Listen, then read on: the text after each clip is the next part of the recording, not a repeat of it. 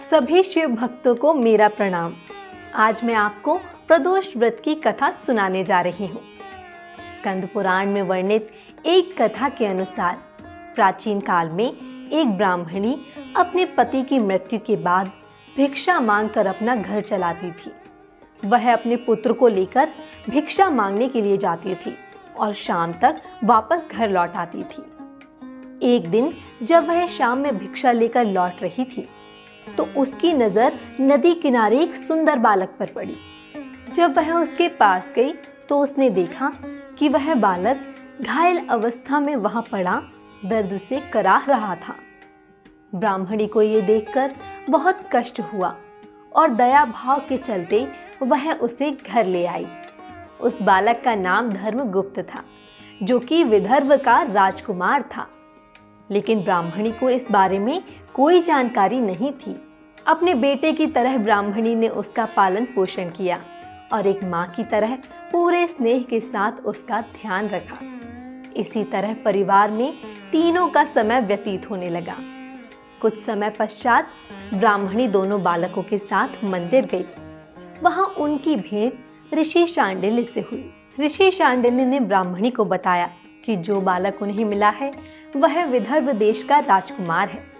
उन्होंने आगे धर्मगुप्त के अतीत के बारे में बताते हुए कहा कि शत्रुओं की सेना ने उसके राज्य पर आक्रमण कर दिया था और इस युद्ध में उसके पिताजी वीरगति को प्राप्त हो गए।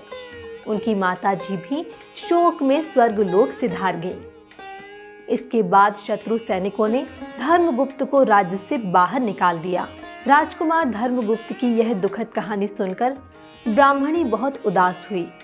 ऋषि शांडिल्य ने ब्राह्मणी के कष्टों को देखते हुए उसे प्रदोष व्रत करने की सलाह दी। ऋषि की आज्ञा से दोनों बालकों ने भी अपनी माँ के साथ शिव जी की आराधना और प्रदोष व्रत करना शुरू कर दिया। कुछ दिन बाद दोनों बालक वन में घूम रहे थे। तभी उन्हें कुछ गंधर्व कन्याएं नजर आईं। ब्राह्मण बालक तो घर लौट आया, किंतु राजकुमार धर्मगुप्त की अंशुमति नाम की गंधर्व कन्या से बात होने लगी।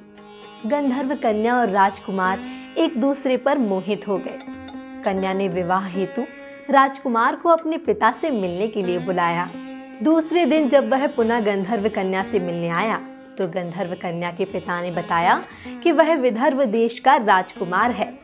गंधर्व राज को भगवान शिव ने सपने में दर्शन देकर अपनी पुत्री का विवाह राजकुमार धर्मगुप्त से कराने की आज्ञा दी। भगवान की आज्ञा मानकर गंधर्व राज ने अपनी पुत्री का विवाह राजकुमार धर्मगुप्त से करवा दिया। इसके बाद राजकुमार धर्मगुप्त ने गंधर्व सेना की सहायता से विदर्भ देश में पुनः आधिपत्य प्राप्त कर लिया। राजकुमार ने ब्राह्मणी के पुत्र को अपनी सेना का प्रधानमंत्री नियुक्त किया। इस प्रकार प्रदोष व्रत करने के फलस्वरूप अंततः उन तीनों लोगों के सभी कष्ट दूर हो गए।